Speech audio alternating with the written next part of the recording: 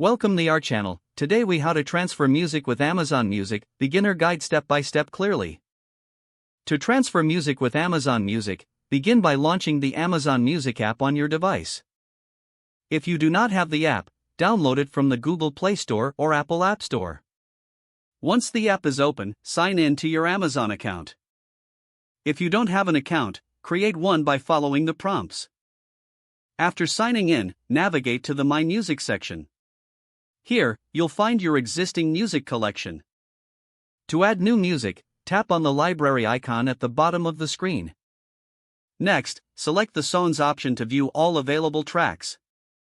To search for specific music, use the search bar located at the top. Enter the name of the artist, song, or album you want to transfer. Once you find the music, tap on the three dots next to the track. A drop-down menu will appear with several options. Select Add to Playlist to organize your music. If you want to create a new playlist for the songs, choose Create New Playlist. Enter a name for your playlist and confirm by tapping Create. To add music to this new playlist, tap on the three dots again. Select the Add to Playlist option and choose your newly created playlist. To transfer music to another device, ensure both devices have the Amazon Music app installed. On the second device, log in to your Amazon account. Your playlists and library will sync automatically, allowing you to access the transferred music. If you want to download songs for offline listening, go back to My Music. Find the songs you want to download and tap the download icon. The music will now be saved for offline access on the device.